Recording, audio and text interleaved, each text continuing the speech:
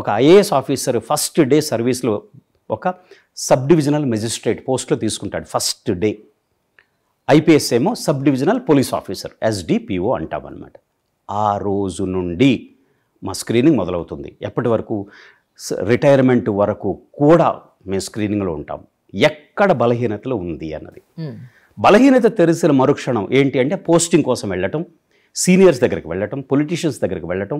ఆ పోస్టింగ్ కోసమే law and order పోస్టింగా, లేకపోతే లా అండ్ ఆర్డర్ పోస్టింగ్ ఎందుకు లైమ్ లైట్లో ఉండాలట, ప్రతిరోజు మీడియాలో కనిపించాలి, మీలాంటి వారితో ఇంటర్వ్యూ చేయబడాలన్నమాట నాకు వచ్చి. సో అది బలహీనత అంటా నేను. ఎంతవరకు నేను మీడియాకి ఇవ్వాలి, ఏ సందర్భంలో ఇవ్వాలి, ఏంటి ఇవ్వాలి, నా ప్రొఫెషన్కి లేకపోతే ప్రజలకి. నేను కూడా మీడియాకి నేను మీడియాని చాలా గౌరవిస్తాను.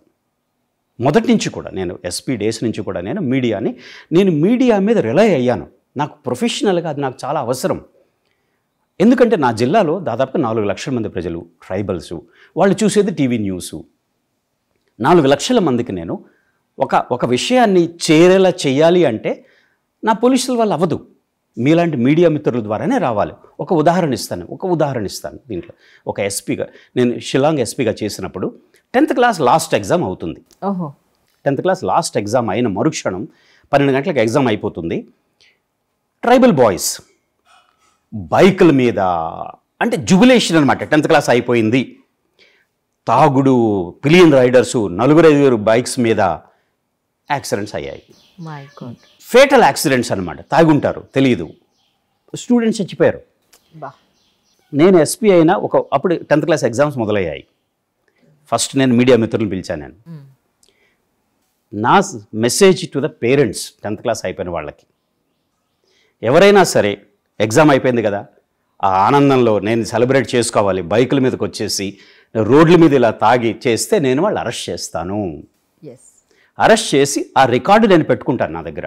రేపు గవర్నమెంట్ ఉద్యోగం కోసం వీళ్ళు అప్లై చేసి తీరుతారు, మా పోలీస్ వెరిఫికేషన్కి వచ్చి తీరుతారు, అప్పుడు చెప్తాను ఇలా చేశాడు అని. ఒక్క ఇన్సిడెంట్ జరగలేదు. ఇది ఎందుకు చెప్తున్నాను అంటే మీరు లేకపోతే ఈ మెసేజ్ పేరెంట్స్కి వెళ్ళదు. మీరు మీ ఇళ్లలో కూర్చోండి, మీరు సెలబ్రేట్ చేసుకోండి, నో ప్రాబ్లం, నేను అక్కడికి రాను.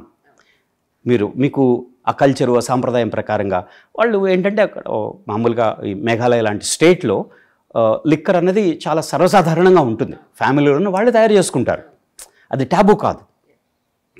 మన సంస్కృతిలో, మన బ్రాటప్లో అన్నది ఏదో లిమిటెడ్గానే ఉంటుంది, సీక్రెట్గా చేసుకుంటారు. అక్కడ ఓపెన్గా ఉంటుంది, ఫ్యామిలీ అంతా కూర్చొని వాళ్ళు ఎంజాయ్ చేస్తారు ఈవినింగ్స్. మీరు చేసుకోండి, అంతవరకు నేను రాను. రోడ్ల మీదకి వస్తే నా బాధ్యత, మిమ్మల్ని రక్షించే బాధ్యత. పక్కన పెడెస్ట్రియన్స్ ఉంటారు, వాళ్ళని రక్షించే బాధ్యత యాజ్ అ పోలీస్ ఆఫీసర్ నాది.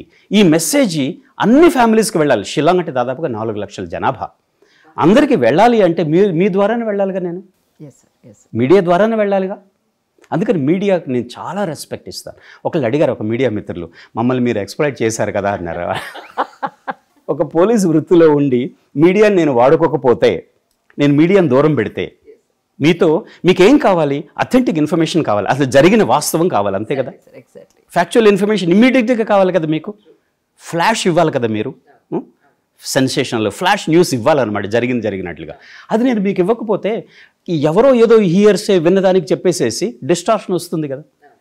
నేనే మీకు ఎందుకు చెప్పకూడదు అన్నది మొదటి నుంచి కూడా గత మీడియా మిత్రులతో ఉండటం నేను వాడుకున్నాను. అది నా professional commitment. Raju is the super cop, Raju కోసం అబ్సల్యూట్లీ నో.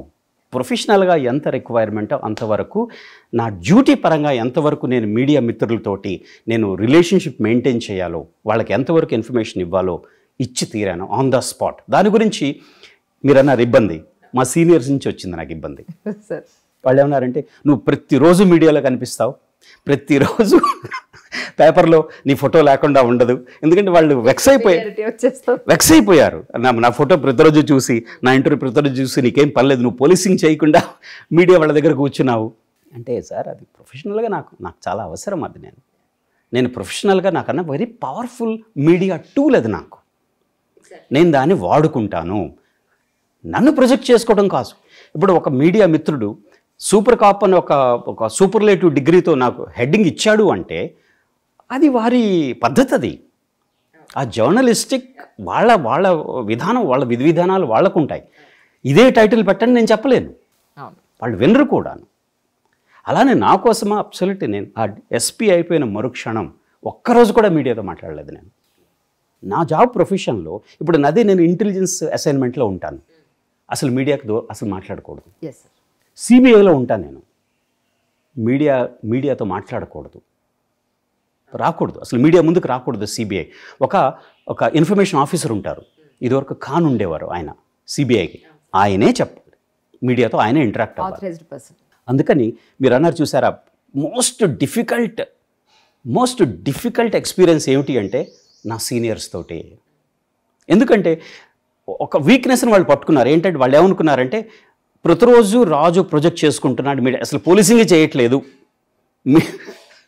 మీడియా ముందుకు వెళ్తాడు, పేపర్లో కనిపించాలి, హీఈస్ ప్రొజెక్టింగ్ హిమ్సెల్ఫ్ అన్నవాళ్ళు అసలు దట్స్ నాట్ ద పాయింట్. మీరు అనుకున్న ఏదైతే పాయింట్ ఉందో అది ప్రజలందరికీ రీచ్ అవ్వడానికి మీడియా అక్కడ అంటారు అదొక వే తప్ప మీ అంతటి మిమ్మల్ని పోర్ట్రేట్ చేసుకోవడానికి కాదు. యాక్చువల్లీ అది ఏమవుతుందంటే దాన్ని నేను నచ్చని సీనియర్స్ దాన్ని ఎక్స్ప్లాయిట్ చేస్తాడు. వెళ్ళి చెప్తారనమాట సీఎం గారికి, హోమ్ మినిస్టర్ గారికి, వారికి యాక్సెస్ ఉంటుంది. కానీ మనం జూనియర్ ఆఫీసర్స్, మనం ఎప్పుడు వీవర్ నెవర్ ఏ ప్రీవీ, అక్కడ ఏం జరుగుతోంది అన్నది సీఎం గారు డీజీపీ పిలిచి ఏంటండి అని అడుగుతారే తప్పించి ఎస్పీని పిలిచి అడగరు. కాబట్టి అక్కడ ఏం జరిగిందో మనకు తెలియదు. ఆ తర్వాత వస్తుంది ఫీడ్బ్యాక్, ఏదో కొంచెం మీడియా తగ్గించు, మీడియాలో ఎక్కువగా కనిపిస్తున్నావు అంటే నా ప్రొఫెషనల్కి రిక్వైర్మెంట్ అన్నది వరకు నేను చేసి తీరుతాను.